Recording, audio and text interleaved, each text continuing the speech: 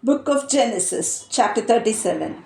Jacob lived in the land where his father had stayed, the land of Canaan. This is the account of Jacob's family line. Joseph, a young man of 17, was tending the flocks with his brothers, the sons of Bilhah and the sons of Zilpah, his father's wives, and he brought their father a bad report about them. Now Israel loved Joseph more than any of his other sons because he had been born to him in his old age, and he made an ornate robe for him. When his brothers saw that their father loved him more than any of them, they hated him and could not speak a kind word to him. Joseph had a dream, and when he told it to his brothers, they hated him all the more. He said to them, "Listen to this dream I had. We were binding sheaves of grain out in the field when suddenly my sheaf rose and stood upright while your sheaves gathered around mine and bowed down to it." His brother said to him, "Do you intend to reign over us? Will you actually rule us?" And they hated him all the more because of his dream and what he had said. Then he had another dream and he told it to his brothers. "Listen," he said, "I had another dream, and this time the sun and moon and 11 stars were bowing down to me." When he told his father as well as his brothers, his father rebuked him and said, "What is this dream you had? Will your mother and I and your brothers actually come and bow down to the ground before you?" His brothers were jealous of him, but his father kept the matter in mind. Now his brothers had gone to graze their father's flocks near Shechem.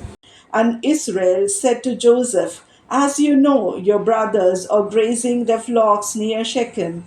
Come, I am going to send you to them." "Very well," he replied. So he said to him, "Go and see if all is well with your brothers and with the flocks, and bring word back to me." Then he sent him off from the valley of Hebron. When Joseph arrived at Shechem, a man found him wandering around in the fields and asked him, "What are you looking for?" He replied, "I am looking for my brothers. Can you tell me where they are grazing their flocks?" "They have moved on from here," the man answered. "I heard them say, 'Let's go to Dothan.'" So Joseph went after his brothers and found them near Dothan. But they saw him in the distance, and before he reached them, they plotted to kill him. "Here comes the dreamer," they said to each other. "Come now, let's kill him and throw him into one of these cisterns and say that a ferocious animal devoured him. Then we'll see what comes of his dreams." When Reuben heard this, he tried to rescue him from their hands. "Let's not take his life," he said. "Don't shed any blood. Throw him into this cistern here in the wilderness. But don't lay a hand on him." Reuben said this to rescue him from them and take him back to his father. So when Joseph came to his brothers, they stripped him of his robe, the ornate robe he was wearing, and they took him and threw him into the cistern. The cistern was empty, there was no water in it. As they sat down to eat their meal, they looked up and saw a caravan of Ishmaelites coming from Gilead. Their camels were loaded with spices, balm, and myrrh, and they were on their way to take them down to Egypt. Judah said to his brothers, "What will we gain if we kill our brother and cover up his blood? Come, let's sell him to the Ishmaelites and not lay our hands on him. After all, he is our brother, our own flesh and blood." His brothers agreed.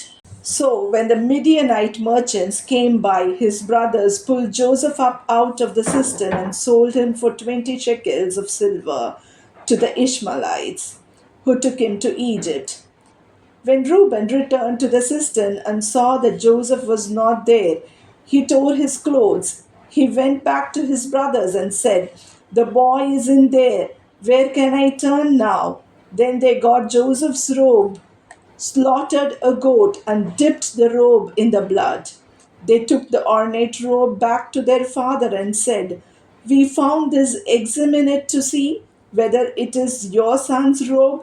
He recognized it and said, "It is my son's robe.